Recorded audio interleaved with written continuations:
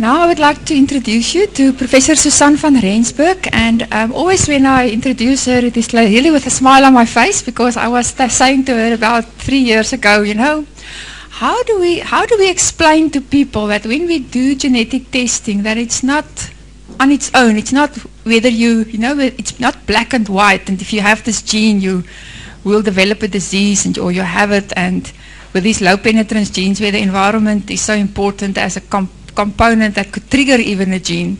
And she looked at me and she said, why don't you call it pathology supported genetic testing? So this is where this word is actually coming from that you see on the front page of your book. And every time when I introduce you, I want to say thank you, because just this also put it for us in that context that all disciplines and everything that we do, nothing is on its own can give you all the answers. But if you combine it and if you support it with other evidence, then it's really becoming very, very valuable and useful. So Susan, over to you, and we're looking forward. She's done so much research over so many years on multiple sclerosis, and I'm sure that you will agree with me that the slides that she's going to present, I've seen some of them and I've listened to some of her talks. You've put so much effort into it and to make it simple for us. Thank you. Thank you very much, Marita.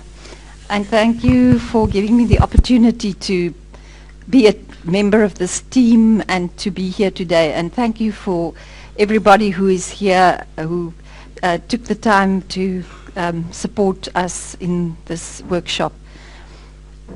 What I'm talking about is the significance of biochemical markers and vascular risk factors in multiple sclerosis. Now, just a brief overview of the diagnosis of MS, clinical symptoms as well as MRI, and you see the white matter lesions, which are localized areas of inflammation. But then there's a very important thing, and that is the measurement of disability.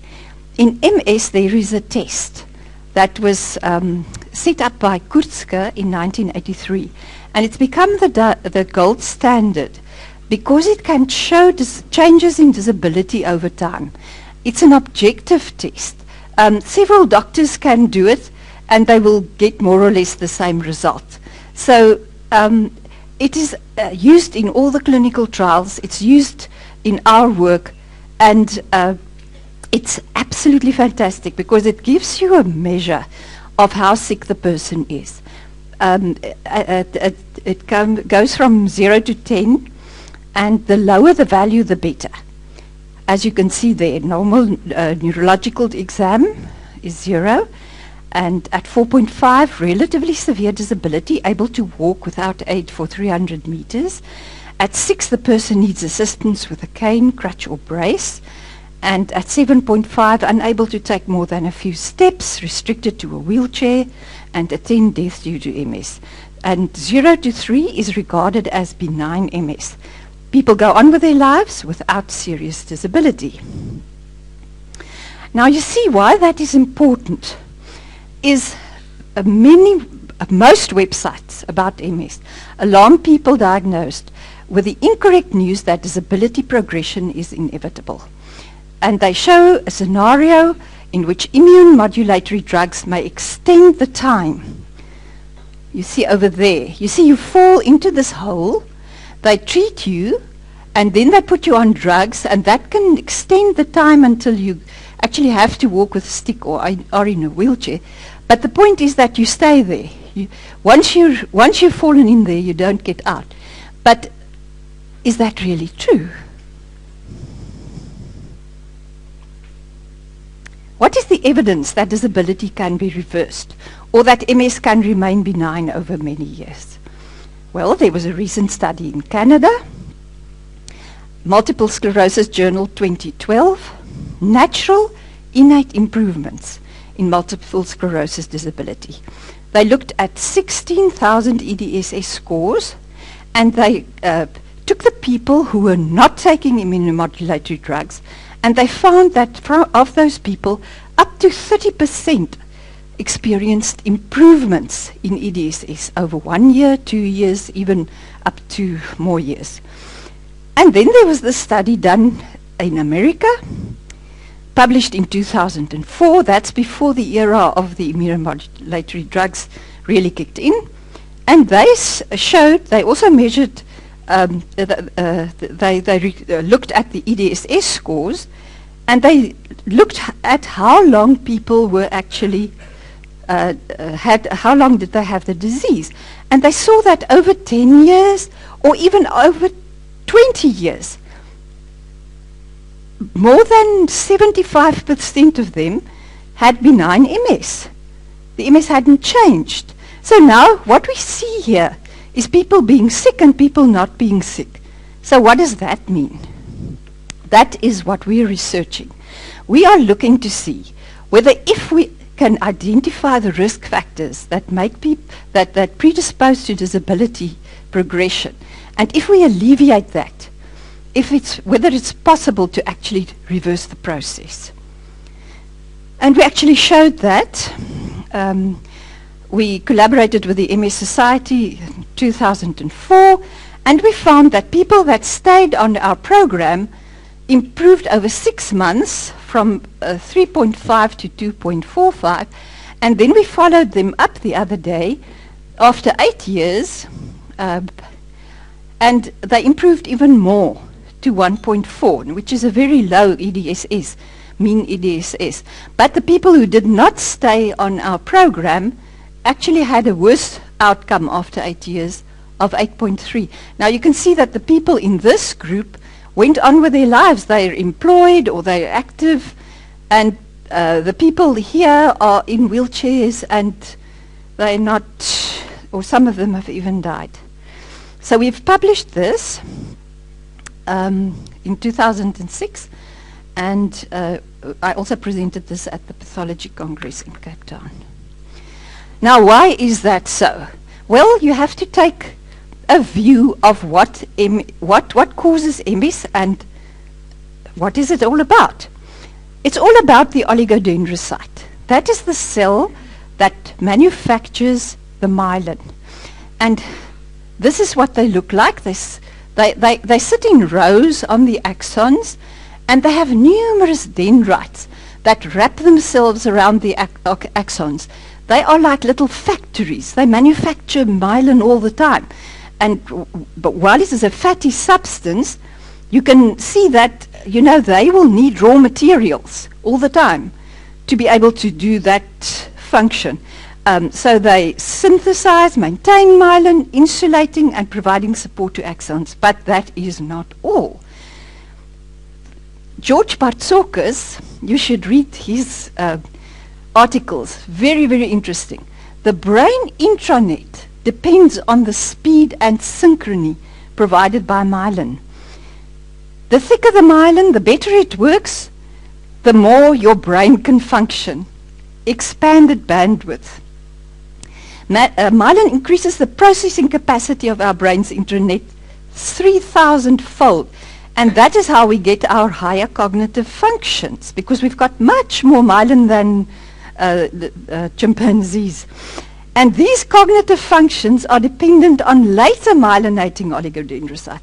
That's why people of my age can actually learn to work with computers, and people can learn to play the piano at a later age. So it's just not true that you have a certain amount of myelin, and if it is damaged, then it's all lost. The scenario is like this.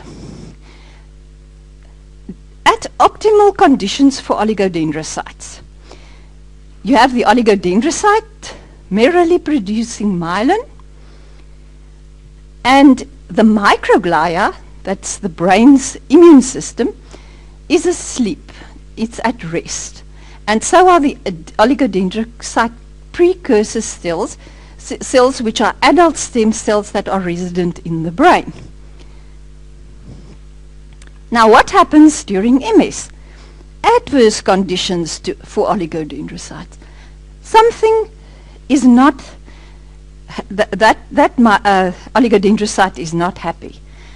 It has some sort of insult happen to it. So it undergoes suicide, death, it shrivels up, and it sends out distress signals to the microglia. Come and eat me, eat me. And the microglia approach, you can see the myelin becomes dysfunctional and axons are exposed. Now the oligodendrocyte precursor cells wake up. Now what do the microglia do? They remove dead oligodendrocytes and digest them. They strip dysfunctional myelin from the axons, they clear up, and there's quite a lot of inflammation. This is now a relapse. But what they also do is they donate iron to the oligodendrocyte precursor cells so that they can actually mature and become new oligodendrocytes. And this was shown by a very good friend of ours, James Conner. Okay, then remyelination occurs and clinical remission. That's why people who were paralyzed can now walk again and so on when they go into remission. You can see that the new oligodendrocytes remyelinate the axons, leading to clinical remission and restoration of function. The microglia continue to remove the debris. But now, of course, they wouldn't be able to regenerate the myelin if they don't have the required nutrients. So there's got to be proper blood flow here to bring the nutrients to the raw materials to the new factories, you see. And if the new oligodendrocytes are subjected to the same adverse conditions that killed the previous ones, they will also die. And what we have to think about here is cigarette smoke, for example. It's just one of the things that can go wrong.